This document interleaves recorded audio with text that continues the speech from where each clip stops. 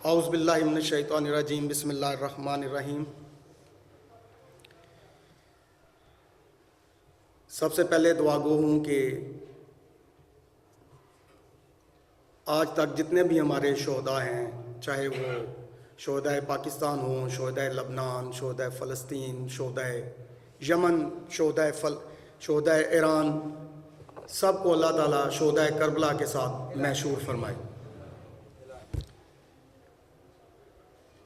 اور آغاز کرتا ہوں قرآن پاک کی آیت سے، سورہ بقرہ آیت نمبر 154، کہ اللہ کی راہ میں قتل کیے جانے والوں کو مردہ مت کہو، بلکہ وہ زندہ ہیں اور مگر ہم شعور نہیں رکھتے۔ اس کے بعد زیادہ ٹائم نہیں ہے، انشاءاللہ 3 سے 4 منٹ میں کوشش کروں گا کہ آپ اپنی بات کو سم اپ کر لوں۔ امام حسین علیہ السلام نے مکہ سے روانگی کے وقت ایک خطبہ ارشاد فرمایا تھا، جس میں آپ نے فرمایا تھا کہ کیا تم نہیں دیکھتے کہ حق پر عمل نہیں ہو رہا اور باطل سے روکا نہیں جا رہا۔ اور پھر امام زین العابدین علیہ السلام نے فرمایا تھا یزید کے دربار میں، اے لوگو، ہمیں 6 چیزیں عطا کی گئی ہیں اور 7 باتوں پہ فضیلت دی گئی ہے۔ پھر آپ نے اہل بیت کا تعارف کرایا اور یزید کے ظلم کو بے نقاب کیا۔ خطبے کا خلاصہ کیا تھا، پورا نہیں پڑھ رہا، کہ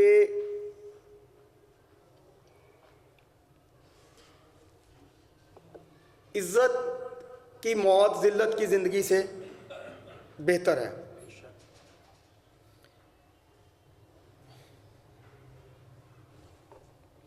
امام نے فرمایا تھا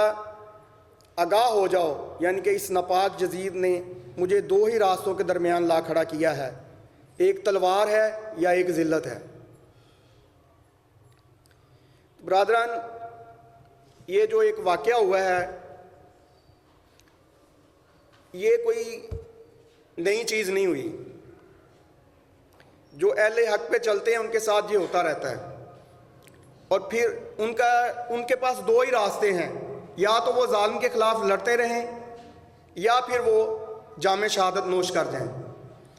جب ایران کا انقلاب آیا تھا اور امام خمینی رحمۃ اللہ علیہ کو امریکنز نے اٹھانے کی کوشش کی تھی، تو اور ان کو ڈرایا جا رہا تھا جیسے آج رہبر انقلاب سید علی خامنہ کو ڈرایا جا رہا ہے، تو انہوں نے کہا تھا کہ جو ہماری سوچ ہے وہ تم نہیں سمجھ سکتے، اگر تو ہم تمہارے ساتھ لڑتے ہوئے شہید ہو گئے تو پھر بھی ہمارا بلند مقام ہے، اور اگر ہم نے تم پر قابو پا لیا تو پھر بھی فاتح ہم ہیں۔ تو میں آپ کو، جو لوگ یہاں پہ پڑھے لکھے برادران بیٹھے ہیں، جو عالمی حالات سے آگاہ ہیں،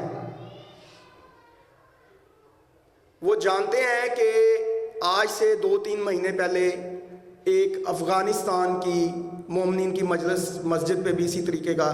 بلاسٹ ہوا تھا، جس میں افغانستان کے مومنین شہید ہوئے تھے۔ اور آج سے ٹھیک کوئی 20-25 دن پہلے، یا میرے خیال میں 1 مہینے سے زیادہ نہیں ہوا، شام میں بھی ایک مومنین کی مسجد پر اسی طرح نماز جمعہ کے بعد بلاسٹ ہوا، جہاں پہ بھی مومنین شہید ہوئے۔ تو بات کرنے کا مقصد یہ ہے کہ یہ ایک عالمی تناظر میں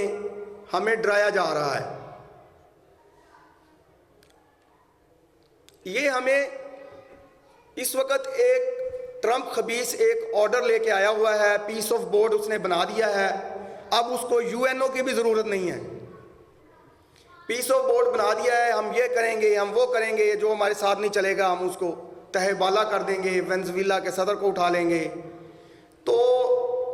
یہ جو آج کا دن ہے، شہداء کو خراج عقیدت پیش کرنے کے ساتھ ساتھ سید علی خامنہ کے ساتھ دینے کا دن ہے۔ سید علی خامنہ کا ساتھ دینا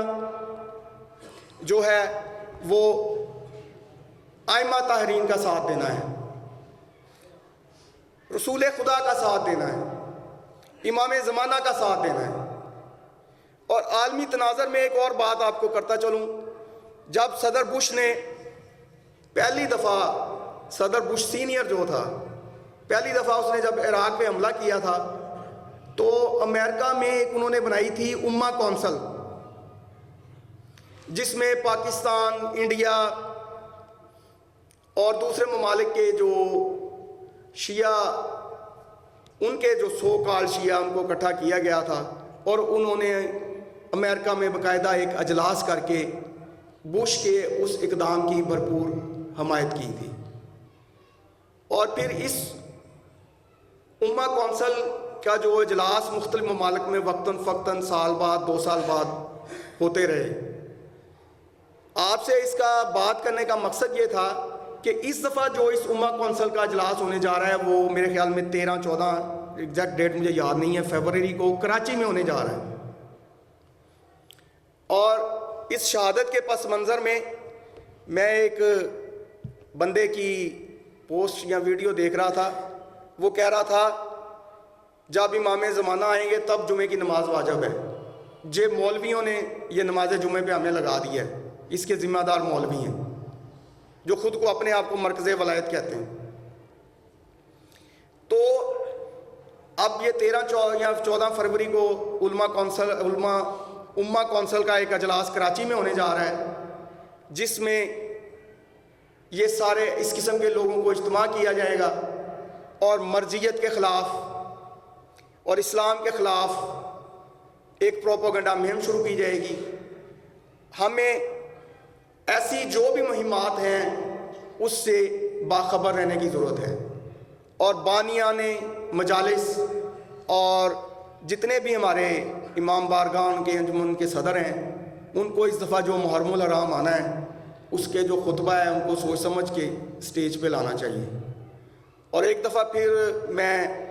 دعا گو ہوں امام زمانہ کے جلد ظہور کی، اور امامیہ آرگنائزیشن پاکستان ساہیوال کی جانب سے بھی اور تمام مومنین کی جانب سے شہداء سے اظہار عقیدت کرتا ہوں، اور دعا گو ہوں کہ وہ امام حسین علیہ السلام اور شہداء کربلا کے ساتھ محشور ہوں۔ بہت شکریہ۔